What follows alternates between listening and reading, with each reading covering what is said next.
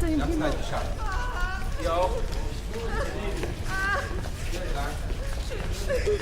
ist los?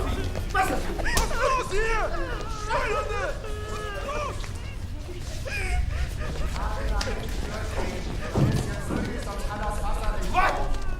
Ihr wollt alle duschen, darf durchgehen. Prima. Danke, weiter, Tür zu. Tür auf.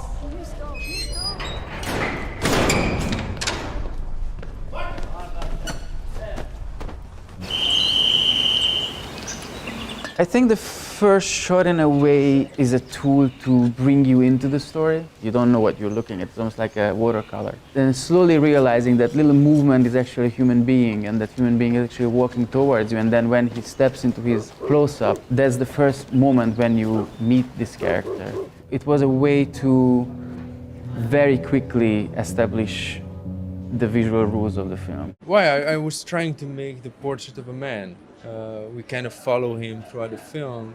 The portrait of a man makes sense if it's reduced in scope. And I didn't want to make the kind of an epic out of the human suffering. I wanted to give a human reference point, and that's more or less the face of a human. It's about the individual experience of the camp. So that in cinematic terms, find a way to convey to the audience the limitations of the individual. Something that I think has never been really suggested or shown.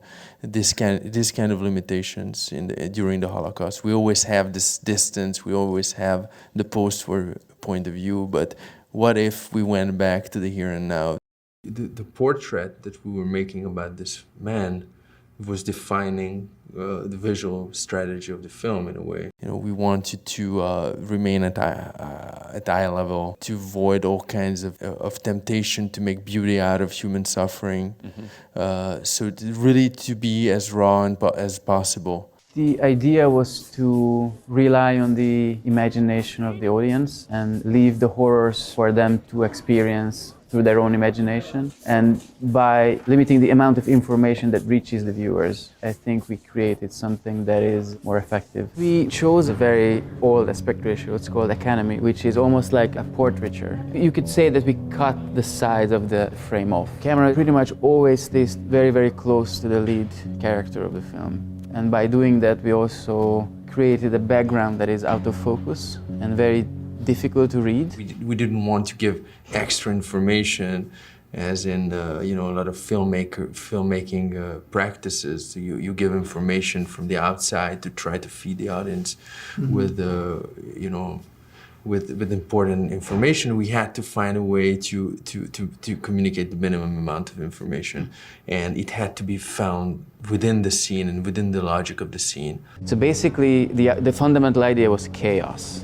So nothing that is surrounding this character is understandable. So all the languages, there are 8 languages in the film, and he's never sure where he is. He's lost, he's always lost. And by making these choices, we try to create an atmosphere for the audience that is a bit similar to what the character must have been going through. We rely more on the imagination of the viewer than it's more of a mental process that that's taking place in the viewer's head.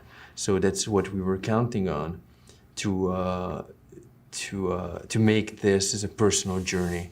He knows that he's gonna be killed soon. One way to stay sane, in a way, is to turn your feelings off, basically. Almost become a robot, in a way. This character created a world around himself that is very, very limited. So it basically feels that he is almost in his own universe. To show that on film, our approach was to have the camera very, very close to the main character throughout the film. And the long shots actually make it very immersive for the viewer, but also very immersive for cast and crew. So everybody has a sense of some kind of impression of being there, being in a real place. It was kind of scary, I think, for everybody. I think it was a combination of mental and physical challenges. We rehearsed enough times without rolling the camera that all the movement became muscle memory. So it was almost like a dance routine that Geza, the actor, and myself danced together. It required a huge amount of concentration and a huge amount of, I would say, brain power to just to remember the movement. Very early rehearsals, I felt that if I am reacting to what Geza was doing, I'm already late. So in a way, I had to be anticipating his next step or his next move. My editor was on set, and part of the editing was done on set, and we had to define how to make the cuts in this film. We discovered that the gaze of the main character defines the editing approach. You know, how do you cut in this kind of immersive cinema? But it definitely is something reassuring that the film can travel and be successful in different continents and talk to so many different people.